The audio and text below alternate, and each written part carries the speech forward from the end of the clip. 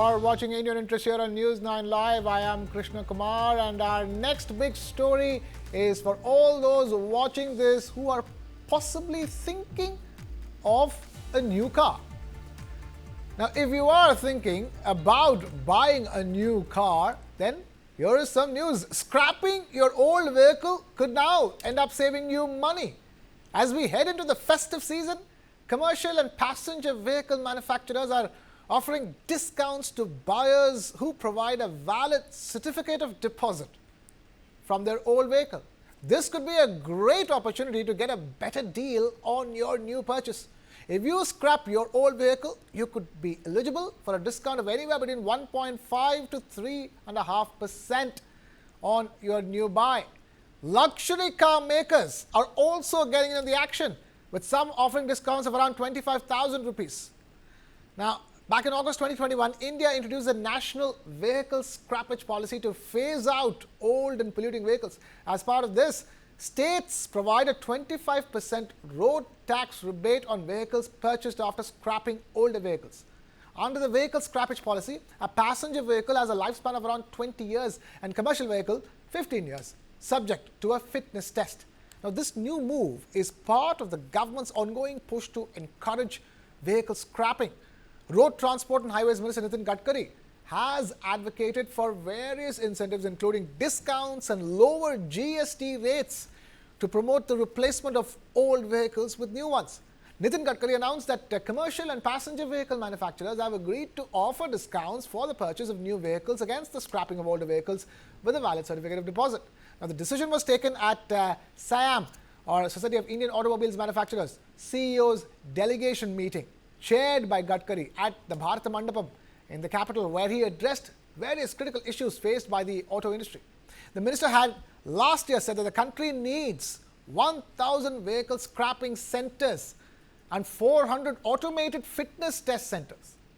Previously, the Road Transport Ministry had recommended up to 5% discounts for scrapped vehicles, but the industry chose to negotiate terms that were more commercially viable.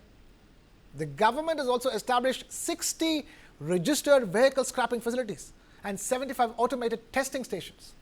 So far, 21 states and union territories have offered motor vehicle tax concessions for those purchasing new vehicles against a scrapping certificate, while 18 states and union territories have waived pending liabilities for vehicles sent to scrapping centers.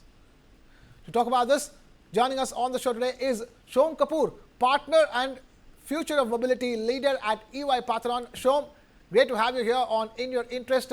Simple question to you. We are at the threshold of the festive season. It's not been a great year for car sales. They haven't matched up the expectations compared to what they have been for the last couple of years. And in that sense, this order for scrapping comes at a crucial time. It obviously does, but I'm not going to just talk in terms of a short time frame. But I think this is actually great for circularity overall, right? There is incentives on one side, there is a policy on the other side. What the government is essentially trying to do, they're trying to fix the norms for this business. They're trying to make sure that customers are given a better deal if they go ahead for scrapping.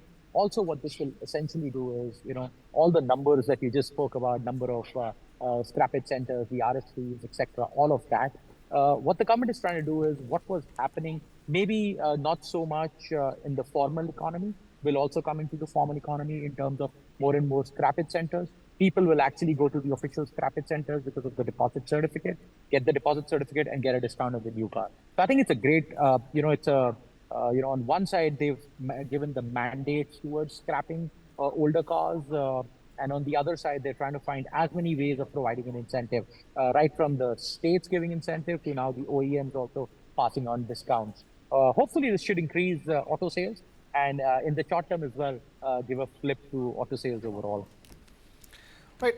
Scrappage is one thing. The other is the fact that what is happening with car sales in the country. Shom, I want your take on that. There was supposedly, it was a takeoff moment a couple of years ago with what happened with car sales going through the roof. Something has gone wrong in the year 2024. Oh, I don't think something's gone wrong. I mean, you can't always have a linear curve going one way. There'll always be a layer of, bumps and crests. And this could be one of those little crests. If you look at the overall India story in terms of car sales with the 2032 horizon, etc. It's all intact. And, we've had a great couple of years, in fact. So a little, realization in terms of that it's not going to be one-way traffic all the time is something that we just need to understand and learn. Okay, fair enough. We leave it at that on that matter. But then I want to bring this the focus back to scrappage. Scrappage, in that sense, tells you how you can sort of regulate the auto market, the car sales in this country over a period of time. Because you have countries like Singapore where you actually have to hand in your car after a certain number of years, and that means that you can have the cycle continuing. In that sense, do you think the scrappage policy, what we have at this stage, supports the auto industry in the long run? Absolutely. Circularity is something that will obviously help both the industry, the environment, the government, all of it put together. So circularity is something where over a period of time, you'll see it helps auto car sales, it helps the government in mandating its carbon emission norms, it helps the OEM sell more cars, it helps customers get better technology over a period of time. So I actually feel that circularity in any fashion, albeit through this policy, through other policies that the government is trying to do, is of great essence to the country. Okay. Just tell us, do you think the upcoming festive season will give a big fillip to car sales in India? I hope so. I definitely hope so for everybody involved. And the economy is starting to do very well. The rural economy is expected to do well again, and what's happening on the two-wheeler side is starting to pick up over there. So I do believe that the upcoming festive season could turn it around to a certain extent for the auto industry.